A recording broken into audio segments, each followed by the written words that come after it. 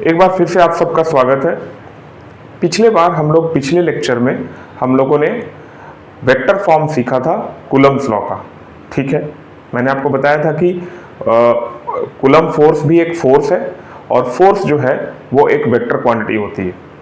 चूंकि फोर्स एक vector quantity होती है तो उसका हमें वेक्टोरियल रिप्रेजेंटेशन भी आना चाहिए, और हम जब उस तरीके से लिखते हैं तभी वो जाकर एक कंप्लीट फॉर्म, एक कंप्लीट एक्सप्रेशन बनता है। ठीक है, तो मैंने आपको उसी क्रम में बताया था कि अगर कोई दो चार्जेस Q1 Q2 है और इस तरह से इनके बीच में कोई सेपरेशन है R, तो ये जो पोजीशन वेक्टर लिखा जाता है ये इस बात पर निर्भर करता है कि हम खड़े कहाँ हैं और देख किसको रहे हैं।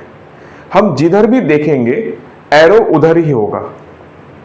आप इसको ऐसे भी समझ सकते हैं कि जिधर भी हमें फोर्स लिखना हो एरो हमेशा उधर ही, हम लोग उधर के ही डायरेक्शन में दिखाते हैं।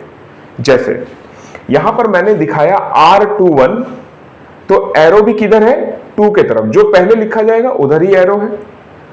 और R21 का मतलब है कि हम फोर्स भी क्या लिखना चाह रहे हैं? हम फोर्स भी F21 लिखना चाह रहे हैं। मतलब F21 का मतलब फोर्स ऑन 2 बाय 1। आप पिछले लेक्चर आपको याद हो तो आपको समझ में आएगा। अगर हम 2 पे खड़े होंगे और 1 को देखेंगे तो हम बेसिकली 1 पे फोर्स लिखना चाहेंगे और वो फोर्स होता है F12। ठीक है, और F12 का मतलब ये जो R21 है, ये इसका डायरेक्शन अगर रिवर्स हो जाएगा तो ये बन जाएगा R12 वेक्टर। ये पोजीशन वेक्टर क्या बन जाएगा? R12। तो मैंने R12 यानी F12 के लिए फोर्स क्या लिखा है? 1/4 pi epsilon not Q1 Q2 upon R square into R12 का यूनिट वेक्टर। ठीक है, ये जो R स्क्वायर है, ये दोनों में R स्क्वायर इसलिए दिख रहा है क्योंकि आप यहां पे खड़े होके इसको देखें चाहे यहां पे खड़े होके इसको देखें, ठीक, इन दोनों के बीच की जो दूरी है वो एक्चुअली में नहीं बदलने वाली। वो अगर हमने R लिया है तो वो R ही रहेगा हमेशा। और मैंने आपको एक दूसरा फॉर्मेट ये वाला बताया था जिसमें कि R³ आया था। ठीक है, तो याद रखने का तरीका आप एक ऐसे लिख सकते हैं कि arrow should be in the direction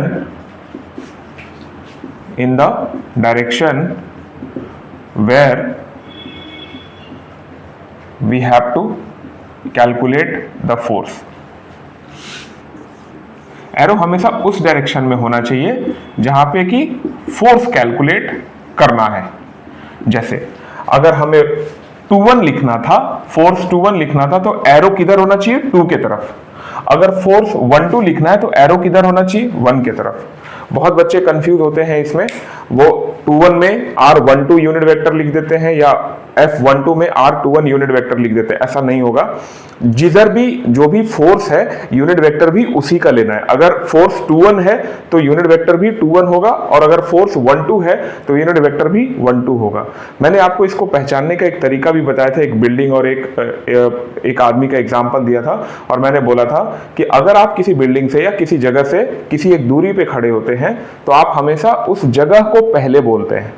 जैसे अगर हम यहां पे खड़े हैं और 2 को देख रहे हैं तो हम बोलेंगे कि हम 2 से किसी एक दूरी पे खड़े हैं। तो 2 से किसी एक दूरी पे मतलब 2 पहले बोला जा रहा है। ठीक है, तो R21 लिखा जाएगा, यानी आप यहां खड़े हैं और इसको देख रहे हैं। जिधर आप देखेंगे उधर एरो, और जिधर एरो उधर ही फोर्स लिखना है। ठीक है, आप इस तरीके से इसको समझिए तो आपको याद रहे। तो ये तो एक सिचुएशन थी। अब हमारे पास एक दूसरा सिचुएशन है जिसके लिए ये लेक्चर हम कर रहे हैं। ये पार्ट 2 है कूलम्ब्स वेक्टर फॉर्म का। तो हम क्या मान लेते हैं, हमें एक दूसरा सिचुएशन दिया गया है कि मान लीजिए कि ओरिजिन से किसी एक पोजीशन वेक्टर R1 पे एक चार्ज है Q1। ओरिजिन से किसी एक पोजीशन वेक्टर R1 पे एक चार्ज है Q1, और ओरिजिन से ही किसी एक दूसरा पोजीशन वेक्टर R2 पे एक दूसरा चार्ज है Q2। ठीक, अब हमको इनके बीच का कूलम्ब फोर्स लिखना है वेक्टर फॉर्म में। ठीक है ना। तो इनके बीच का कूलम फोर्स लिखना है वेक्टर फॉर्म में। पोजीशन वेक्टर जो है उसका एक एरो होता है, ओरिजिन से पोजीशन वेक्टर r1 है, यानी ओरिजिन पे आप खड़े हैं और आप किसको देख रहे हैं, q1 को, तो एरो किधर होगा, हम जिधर जिसको देखते हैं उधर ही एरो देंगे। ओरिजिन पे हम खड़े हैं, हम किसको देख रहे हैं, q2 को, तो एरो भी इधर ही होगा, ठीक। लेकिन जब हम Q1 और Q2 के बीच का फोर्स लिखना चाहते हैं तो आपको पता है कि कूलम्स लॉ हमेशा ही एक स्ट्रेट लाइन में काम करता है, मतलब एक लाइन जो दोनों चार्जेस को ज्वाइन करती है उस लाइन के अलोंग ही कूलम फोर्स काम करता है। तो वो लाइन कौन सा होगा, वो लाइन ये वाली होगी। तो मैं इन दोनों को ज्वाइन कर देता हूं। अब मैथमेटिकल पर्पस के लिए हम फिर से मान लेते हैं कि ये दोनों प्लस चार्ज है, और अगर ये दोनों प्लस चार्ज है तो ये वाला चार्ज इस पे फोर्स ऐसे लगाएगा और ये फोर्स लिखा जाएगा किस पे लगा, 1 पे, तो लिखा जाएगा फोर्स ऑन 1 बाय 2। जिस पे लगेगा उसको पहले, जिसके वजह से लगेगा उसको बाद। यहां पर भी क्या लिखा जाएगा, फोर्स ऑन 2 बाय 1। चार्ज 2 पे लगा, ये चार्ज 1 पे लगा। लेकिन हमको इनके बीच की जो दूरी है, जो पोजीशन वेक्टर है, वो नहीं पता है। हमें ओरिजिन से पोजीशन वेक्टर्स दोनों का इंडिविजुअली पता है, बट इनके बीच का नहीं पता है, ठीक। तो हम फिर से ऐसा कंसिडरेशन में ले लेते हैं, किसी भी एक चार्ज को हम कंसिडरेशन में ले लेते हैं कि उस पे फोर्स हमें निकालना है। तो मान लीजिए कि हम 1 पे खड़े हैं और हम 2 को देख रहे हैं। अगर हम 1 पे खड़े हैं, 2 को देख रहे हैं, तो एरो का डायरेक्शन ये, और जिधर एरो का डायरेक्शन एक्चुअली में हम फोर्स उधर ही लिखना चाह रहे हैं। अभी मैंने ये लिखा, तो हम फोर्स लिखना चाह रहे हैं F on 2 by 1, या इसको फोर्स ऑन 2 ड्यू टू 1 भी पढ़ते हैं, फोर्स ऑन 2 ड्यू टू 1, ठीक, या F on 2 by 1, जो भी आप पढ़ लें। तो इसको हम लिखने का तरीका क्या है, 1/4 pi epsilon not Q1 Q2 bye. अब यहां पर क्या आएगा, ये एक सवाल है। तो यहां पर जो आएगा बेसिकली वो R21 वेक्टर का स्क्वायर आएगा और R21 वेक्टर का कैप आएगा। यानी R21 वेक्टर का स्क्वायर मतलब ये मैग्नीट्यूड हो गया, क्योंकि मैंने अभी आपको बताया कि अगर फोर्स 21 लिखेंगे तो पोजीशन वेक्टर में, पोजीशन वेक्टर में भी नीचे R21 ही लिखना पड़ेगा, यूनिट वेक्टर भी R21 ही होगा। लेकिन हमें ये नहीं पता है कि ये पोजीशन वेक्टर होगा कितना बेसिकली, ठीक। तो इसको एक और तरीके से देख सकते हैं। मान लीजिए कि मैं इसको डेल्टा R मान लेता हूं, डेल्टा R वेक्टर। अगर हम यहां पे खड़े हैं और इसको देख रहे हैं तो ये डेल्टा R वेक्टर ही R21 वेक्टर भी कहलाता है, ठीक, क्योंकि आप 1 पे खड़े हैं, 2 को देख रहे हैं। जिधर जिसको आप देखेंगे उसको हम पहले लिखेंगे, जिसको और जिस पर हम खड़े हैं उसको हम बाद में लिखेंगे। अब एक चीज आप ध्यान से समझिएगा, अगर आपको वेक्टर एडिशन याद हो तो वेक्टर एडिशन में कुछ इस तरीके से हम लोग ट्रायंगल लॉ लगाया करते थे। याद करो, ये टेल है, ये हेड है वेक्टर का। मान लो ये ए वेक्टर हुआ करता था, ये बी वेक्टर हुआ करता था, तो ये रिजल्टेंट आपका सी वेक्टर हुआ करता था। यानी एक वेक्टर का हेड दूसरे के टेल से मिलना चाहिए, और रिजल्टेंट में रिजल्टेंट का टेल एक के टेल से, और रिजल्टेंट का हेड एक वेक्टर के हेड से। यही कुछ लॉ था, और इसको हम लोग लिखते थे C vector is equals to A vector plus B vector. अगर आपको ये लॉ याद हो तो C vector is equals to A vector plus B vector. अगर हम यही वाला कंसेप्ट यहां पे लगाएं तो आप ध्यान से देखेंगे तो ये वेक्टर का टेल है R1 वेक्टर का, तो R1 वेक्टर का टेल और R1 वेक्टर का हेड यहां पे, ठीक। और R21 वेक्टर या डेल्टा R वेक्टर का टेल यहां पे और डेल्टा R वेक्टर का हेड यहां पे। तो अगर आप इसको और इसको मैच करेंगे तो आपको पता चलेगा कि R1 वेक्टर और डेल्टा R वेक्टर ये दोनों वेक्टर्स हैं, और ये जो R2 वेक्टर है ये इन दोनों का रिजल्टेंट है। जैसे यहां पर C जो था वो टेल से टेल और हेड से हेड मिल रहा था, यहां पर भी जो R2 है वो यहां पर देखिए वेक्टर के टेल से टेल और ये दोनों का हेड टू हेड यहां पे मिल रहा है। तो इसके हिसाब से जो R2 है वो आपका रिजल्टेंट है। और रिजल्टेंट लिखने का तरीका क्या है ये, तो मैं इसको ऐसा लिख रहा हूं, R2 vector is nothing but R1 vector plus R21 vector, या तो डेल्टा R वेक्टर भी आप लिख सकते हैं, ठीक। तो इसमें अगर हम ध्यान से सोचे तो हमें R2 तो दिया ही हुआ है और R1 भी दिया हुआ है, हमारे पास क्या नहीं है, R21 नहीं है। तो इसी इक्वेशन से R21 वेक्टर को लिखा जा सकता है R1 vector, sorry R2 vector minus R1 vector. क्या लिखा जा सकता है, ध्यान से देखिए, मैंने इसको इधर कर दिया तो ये हो गया R2 vector minus R1 vector.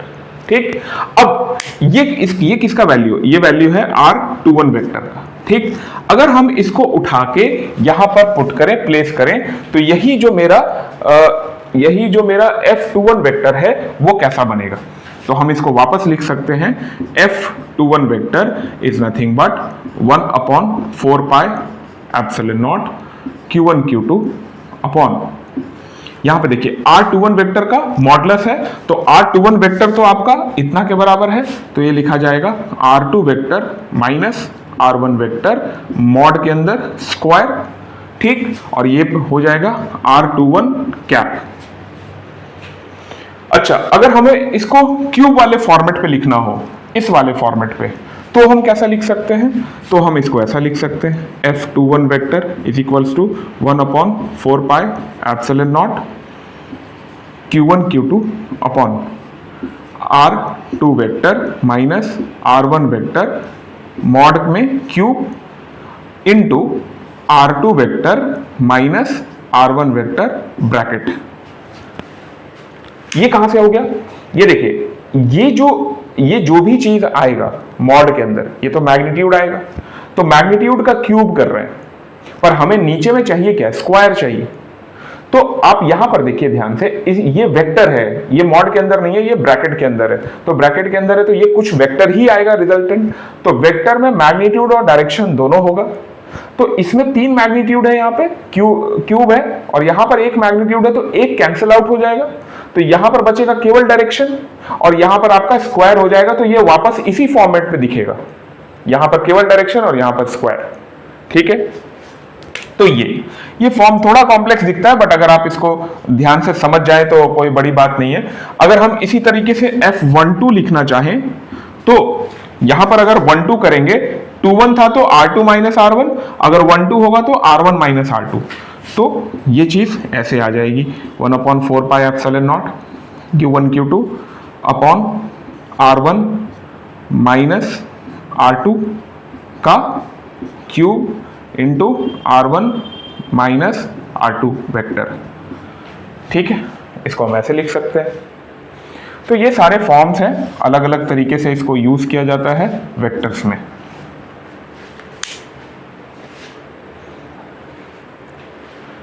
तो हमारे पास ये 2 फॉर्म हमें समझ में आती है। ठीक है, एक चीज और आप ध्यान से समझिए कि अगर मैं इसी चीज को ऐसे लिखूं, जैसे मैंने लिखा था कि R21 जो है वो कुछ नहीं बल्कि R2 माइनस R1 है और R12 जो है वो R1 माइनस R2 है। ठीक है, अगर मैं इसमें से माइनस कॉमन कर लूं, माइनस आगे कर लूं, तो ये कुछ फॉर्म बन जाएगा R2 minus R1, R2 minus R1। और R2 माइनस R1 कुछ नहीं बल्कि R2 माइनस R1 को ध्यान से देखें तो वो तो R21 है, यानी R12 और R21 में एक रिलेशन है। वो रिलेशन क्या है कि मैं यहां पे लिखता हूं कि R21 जो है वो या R12 जो है वो माइनस ऑफ R21 है।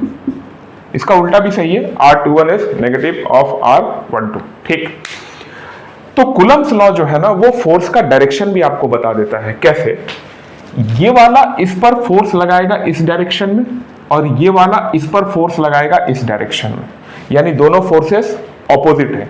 अगर हम सिर्फ मैग्नीट्यूड के रूप में लिखते तो इसका फोर्स और इसका फोर्स दोनों का मैग्नीट्यूड इतना ही आता, इसमें हमें डायरेक्शन समझ में नहीं आ रहा है। लेकिन अगर हम इसको वेक्टोरियली लिखेंगे तो हमें एक बात समझ में आ रही है कि R12 और R21 में नेगेटिव का रिलेशन है। जब हम इसको यहां पर पुट करेंगे तो एक वैल्यू जो भी आएगी दूसरी वैल्यू नेगेटिव आएगी। तो नेगेटिव आने का मतलब क्या है कि जो दूसरा फोर्स है वो उसके ऑपोजिट डायरेक्शन में। तो अगर इसी चीज को कंटिन्यू किया जाए तो ऐसे भी लिखा जा सकता है कि फोर्स जो 1-2 का है, फोर्स जो 1-2 का है वो माइनस है फोर्स 2-1 के।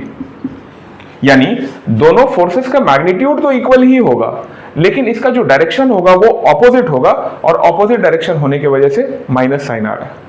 तो ये वेक्टर फॉर्म की बहुत अच्छी बात है कि वेक्टर फॉर्म जो है वो हमें मैग्नीट्यूड तो देता ही है, साथ ही साथ फोर्सेस का डायरेक्शन भी हमें बता देता है कि ये दोनों फोर्सेस आपस में किस तरह से रिलेशन फॉलो करते हैं।